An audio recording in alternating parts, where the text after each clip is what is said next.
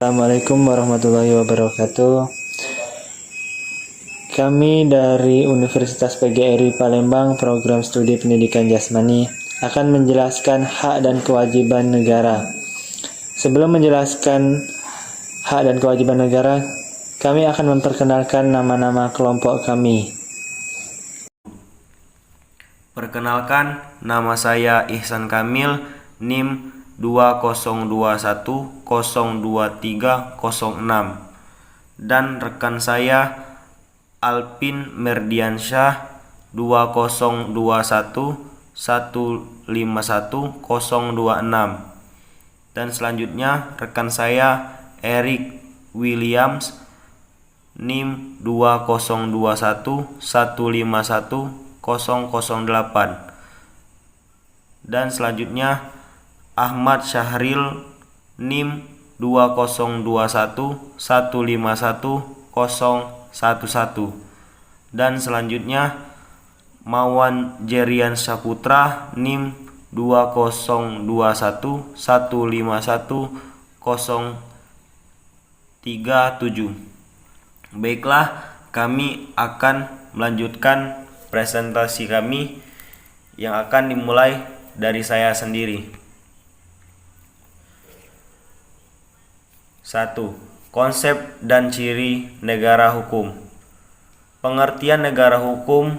Negara hukum adalah negara yang penyelenggaraan kekuasaan pemerintahannya didasarkan atas hukum.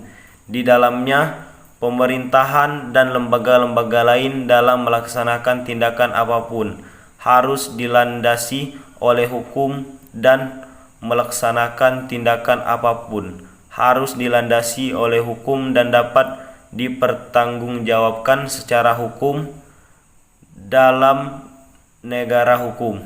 Kekuasaan menjalankan pemerintahan berdasarkan kedaulatan hukum dan bertujuan untuk menyelenggarakan ketertiban hukum. Negara hukum formil dan negara hukum material. Negara hukum formil adalah negara hukum dalam arti sempit, yaitu negara yang warga negara urusan ekonomi diserahkan pada warga dengan dalil laissez-faire.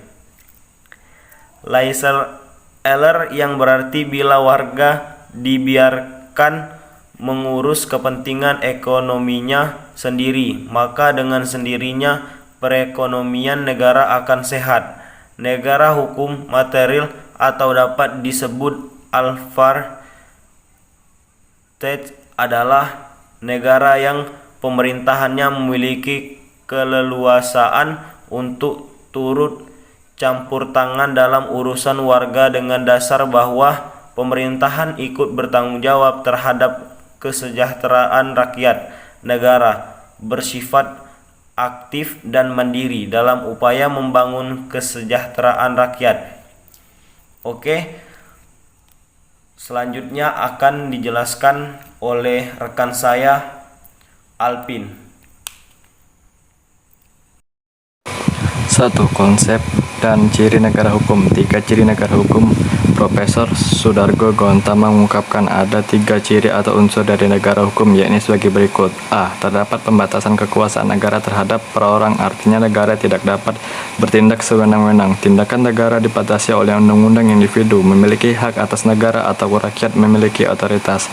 B. Asas legalitas hak terhadap setiap tindakan negara harus didasarkan pada hukum yang telah ditetapkan sebelumnya, harus ditaati juga oleh pemerintah dan atau aparatnya. C. Pemisahan kekuasaan agar hak asasi manusia terlindungi dengan baik. Maka ada pemisahan kekuasaan, yaitu badan yang membuat peraturan perundang-undangan pelaksanaan dan badan yang hakim harus terpisah satu sama lain dan tidak dalam satu negara. Jelas pada Pasal 1 Ayat 3 Undang-Undang Dasar 1945. Negara Indonesia adalah negara hukum. Rumusan negara hukum Indonesia adalah negara berdasar atas hukum, bukan berdasar atas kekuasaan belaka. Pemerintah negara berdasar atas suatu konstitusi dengan kekuasaan pemerintahan terbatas. Dasar lain yang dapat dijadikan landasan bahwa Indonesia adalah negara hukum dalam arti material terdapat dalam bagian pasal-pasal Undang-Undang Dasar 1945 sebagai berikut. Dalam bab 14 tentang perekonomian negara dan kesejahteraan sosial pasal 33 dan 34 Undang-Undang Dasar 1945 yang menyatakan bahwa negara turut aktif dan bertanggung jawab atas perekonomian negara dan kesejahteraan rakyat. 2. Dalam penjelasan umum poin-poin utama dalam pembukaan tersebut juga disebutkan perlunya berperan serta dalam mensejahterakan rakyat. 2. Negara hukum. 2. Perwujudan negara hukum di Indonesia. Negara hukum Indonesia menurut Undang-Undang Dasar 1945 mengandung prinsip-prinsip sebagai berikut. Norma hukumnya bersumber pada Pancasila sebagai hukum dasar nasional dan adanya hierarki jenjang norma hukum menggunakan sistem konstitusi kedaulatan rakyat atau prinsip demokrat, prinsip persamaan kedudukan dalam hukum dan pemerintah, adanya organ pembentuk undang-undang presiden dan DPR. Sistem pemerintahnya adalah presidensial, kekuasaan kehakiman yang bebas dari kekuasaan lain, eksekutif. Hukum bertujuan untuk melindungi segenap bangsa Indonesia dan seluruh tumpah darah Indonesia, memajukan kesejahteraan umum, mencerdaskan kehidupan bangsa, dan ikut melaksanakan ketertiban dunia yang berdasarkan kemerdekaan, perdamaian abadi, dan keadilan sosial. Adanya jaminan akan hak asasi dan kewajiban dasar manusia.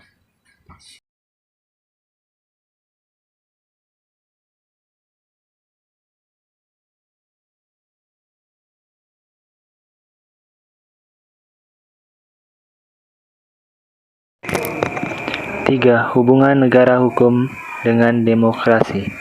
Hubungan antara negara hukum dengan demokrasi dapat dinyatakan bahwa negara demokrasi pada dasarnya adalah negara hukum. Kelima, ciri negara demokrasi tersebut adalah negara hukum.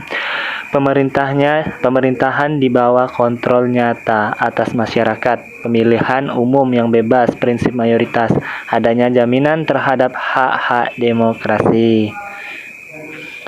3. Hakikat hak asasi manusia. 1. Pengertian hak asasi manusia atau HAM. Hak asasi manusia merupakan hak dasar yang melekat dan dimiliki setiap manusia sebagai anugerah Tuhan Yang Maha Esa. Kesadaran akan hak asasi manusia didasarkan pada pengakuan bahwa semua manusia sebagai makhluk Tuhan memiliki derajat dan martabat yang sama. Maka setiap manusia memiliki hak dasar yang disebut hak asasi manusia. Jadi kesadaran akan adanya hak asasi manusia tumbuh dari pengakuan manusia sendiri bahwa mereka adalah sama dan sederajat. 2. Macam-macam hak asasi manusia. Berdasarkan pengertian hak asasi manusia, ciri utama dari fakta hak asasi manusia adalah hak asasi manusia tidak harus dibeli atau diwariskan. Hak asasi manusia tidak dapat dilanggar. Hak asasi manusia berlaku untuk semua orang. Hak asasi manusia juga tidak dapat dilanggar. HAM meliputi berbagai bidang sebagai berikut: hak asasi manusia pribadi, hak asasi manusia, hak asasi politik, hak asasi ekonomi, hak asasi, hak sosial dan budaya, hak atas perlakuan yang sama dalam hukum dan pemerintah, hak atas perlakuan yang sama dalam hak yudisial atau prosedural. Baik, sekian, terima kasih telah mendengarkan. Kurang dan lebihnya kami mohon maaf. Apabila ada salah kata, kami mohon ampun. Kami akhiri, wassalamualaikum warahmatullahi wabarakatuh.